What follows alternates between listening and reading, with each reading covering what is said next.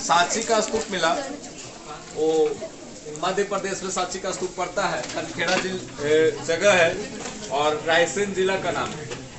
इस स्तूप के बचे रहने में योगदान जो था सुल्तान जहां बेगम और शाहजहां बेगम, ये दो रानियां थी वहां की, इनका योगदान था इसे बचे रहने, क्योंकि अंग्रेज लोग इसके पूर्वी तोरण द्वार को लेते जाना चाह रहे थे, तो ये प्लास्टर प्रतिकृतियां दे दी अंग्रेज और फ्रांसीसी को, जिससे संतुष्ट हो गए तो मांग नहीं की। ये सुंदर सा गेट होता था तोरण द्वार।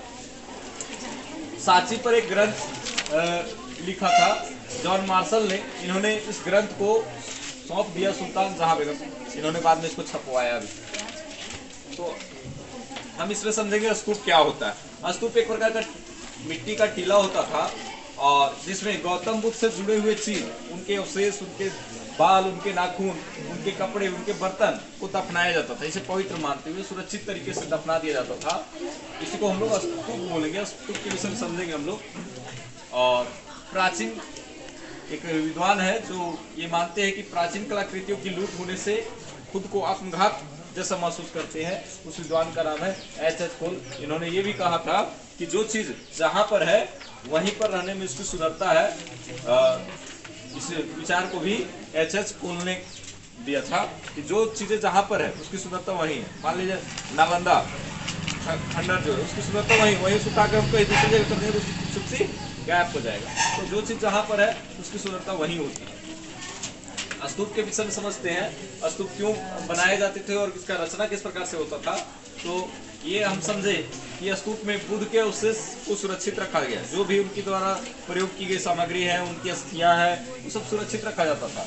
ये रखा गया सुरक्षित सामग्री है बुद्ध के द्वारा जो प्रयोग हुए हैं उनको।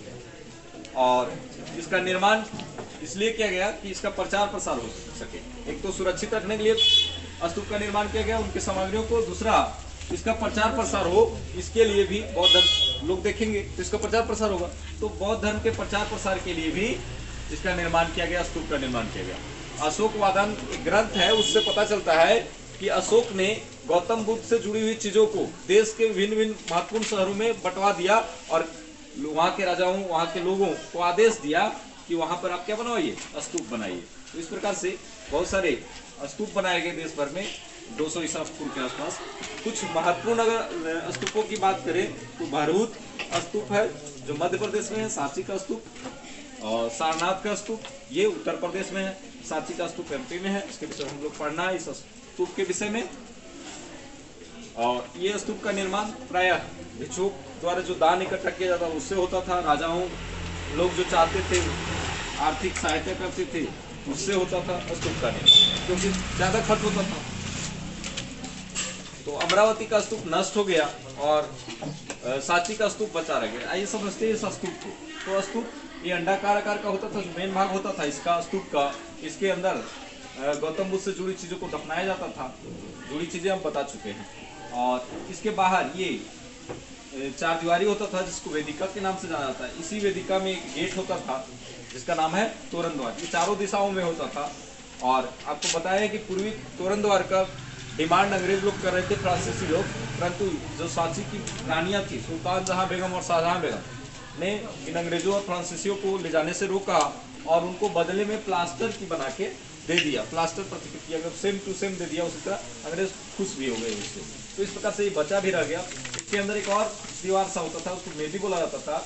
इस अंडाकार के ऊपर एक चकोर आकार की आकृति होती थी जिसको हकीका बोला जाता था। इसे सामान्यतः देवता का निवास घर माना जाता है। इसके ऊपर एक छत्र निकला होता था और मस्तूल जिसको बोलते हैं, मस्तूल निकला होता था। और इसके यहाँ पर गोल से आकार के होते थे, छत्र लगे होते थे। इसके ऊपर इस रॉड में कह सकते हैं, इस छत्र में झंडा होता था, ऊपरी भाग में ध्वज होता था जिसको अस्थि कहा जाता था। तो इस प्रकार से इसकी बनावट होती थी। और अब समझते हैं कि अमरावती का स्तूप नष्ट क्यों हो गया, क्योंकि इसकी खोज सबसे पहले हो गई थी 1796 में ही हो गई थी। और इस खोज एक राजा ने की थी। जब राजा वहां पर खुदाई कर रहे थे मंदिर निर्माण के लिए, तो वहां से ईंट निकलने प्रारंभ हुए।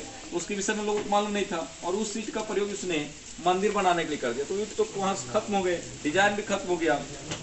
और इस जगह पर कॉलिन मैकेंजी आए और उन्होंने यहाँ के मूर्तियों का चित्रांकन किया, जो मूर्ति मिले उसका चित्र बनाया, रिपोर्ट तैयार किया, परंतु ये रिपोर्ट छपा नहीं, जिस वजह से लोगों को जानकारी नहीं हो पाई इसके विषय में अमरावती। नहीं तो अगर मालूम चलता तो लोग नहीं इसको बर्बाद होने देते, लोगों को पता नहीं चल गया, लोग जैसे तैसे इसका अंग्रेज लोग जो आए वो कुछ ले लिए, कुछ बढ़िया जो पत्थर निकला, बढ़िया कलाकृति जो निकला, सब कोई ना कोई लोग उठाकर ले गए, क्योंकि इसके विषय में लोगों को जानकारी नहीं मिल पाई।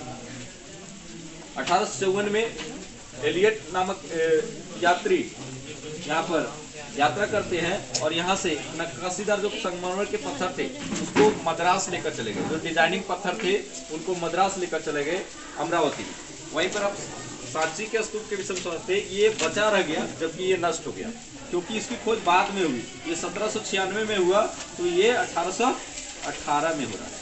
सांची के स्तूप में बचे रहने का कारण था क्योंकि 1800 बाद में खोज हुआ, पहले हुआ तो स्तूप के महत्व के विषय में लोग जान चुके थे। 1818 में इस स्तूप की खोज रोहिलेट टेलर ने की और ये पड़ता है स्तूप सांची मध्य प्रदेश के रायसेन जिला कनखेड़ा में।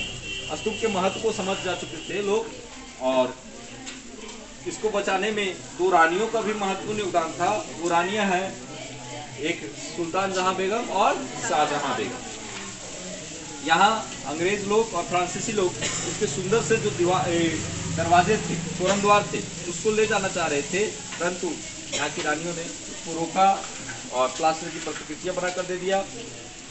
पुरातत्व विद्वान एच.एच. कोल का विचारधारा था कि जो चीज जहाँ है वहीं में उसकी सुंदरता है। अतः इस विद्वान की बातों से भी अंग्रेज लोग सहमत हो गए और ये सबको बचे रहने दिए बाद में। तो इस प्रकार से इन सब चीज़ों को समझे और कुछ और चीज़ें हैं तो समझ लेते हैं। महापरिनिर्वाण मत को दिखाया जाता है स्तूप के रूप में, यानी गौतम बुद्ध का महापरिनिर्वाण मतलब मृत्यु को एक रूप से कह सकते हैं कि मृत्यु को स्तूप बनाकर दिखाया जाता है बौद्ध धर्म में। ज्ञान और शक्ति का प्रतीक बौद्ध धर्म में हाथी है। वहीं पर एक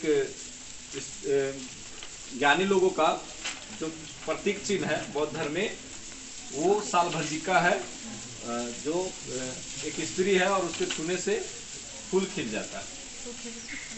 अमरावती का स्तूप कहाँ है? तो आंध्र प्रदेश के गुंटूर जिला में है।